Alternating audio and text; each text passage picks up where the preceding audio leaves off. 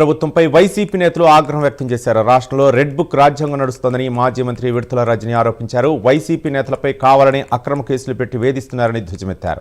YCP గెలిచాక అందరికీ return gift ఇస్తామని హెచ్చరించారు. పిన్నెల్లి సోదరులను ప్రభుత్వం కావాలని ఇబ్బంది పెడుతోందని వైసీపీ నేత గోపిరెడ్డి శ్రీనివాసరెడ్డి ఆరోపించారు. జంట హత్యల కేసులో పిన్నెల్లి సోదరులకు సంబంధం లేదని, ఆధిపత్య పోరు కారణంగానే ఈ హత్యలు జరిగాయని అన్నారు. ఏ విధంగా రాష్ట్రంలో రెడ్ బుక్ రాజ్యాంగాన్ని అమలు చేస్తున్నారో మీరు అందరూ కూడా చూస్తున్నారు. మరి ఈ రోజున ఈ రెడ్ బుక్ పేరుతో వాళ్ళ యొక్క పరిపాలన కావచ్చు, వాళ్ళు ఏ విధంగా ఈ రెడ్ బుక్ పీక్కి చేరిందో అనేటువంటి విషయాన్ని మరి మనం చూసినట్టయితే ఈరోజు ఈ పిన్నెల్లి రామకృష్ణారెడ్డి అండ్ బ్రదర్స్ని ఏ విధంగా సంబంధం లేనటువంటి కేసులో వాళ్ళని ఏ విధంగా ఇబ్బంది పెడుతున్నారో దీన్నే ఒక ఉదాహరణగా మన జిల్లాలో చూడొచ్చని తెలియజేస్తున్నాను.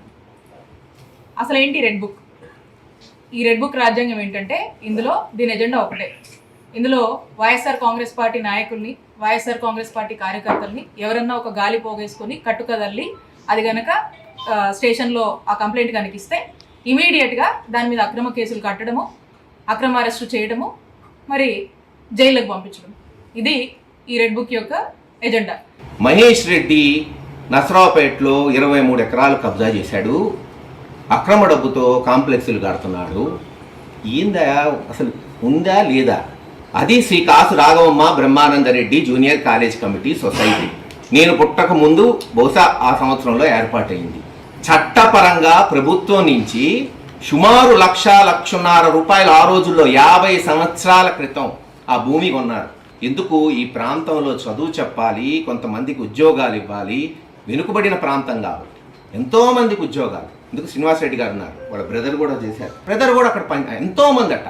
నేను అడుగుతున్నా ఒకటే, అప్పుడున్న బ్రహ్మానందరెడ్డి గారు, వెంగళరెడ్డి గారు నిజంగా గనక ఆస్తులు పోగు చేసుకోవాలి అనుకుంటే వాళ్ళు పాప రూపాయి కూడబెట్టుకున్న 1,00,000 రూపాయలు హైదరాబాద్ జూబ్లీహిల్స్ అందరికీ తెలుసు. హైదరాబాద్ జూబ్లీహిల్స్ ప్రారంభించింది కాసు బ్రహ్మానందరెడ్డి గారు ముఖ్యమంత్రి ఉన్నప్పుడు హౌసింగ్ కాలనీ. ఈరోజు చంద్రబాబు నాయుడు గారు హేమీలు అందరూ ఉంటారు, లేనోళ్ళు లేరు మాకు తప్పితే. ఈరోజు మీరు చెప్తా ఉన్నారు డబుల్ మర్డర్ కేసులో పిన్నెల్లి సోదరులు ఇద్దరు నిందితులని. ఒక్కసారి వెనక్కి వెళ్ళి చూస్తే స్వయంగా మీ పార్టీ వాళ్ళు చెప్పడం జరిగింది, ఇది పార్టీలో 2 గ్రూపుల మధ్య ఆధిపత్య పోరు అని చెప్పి.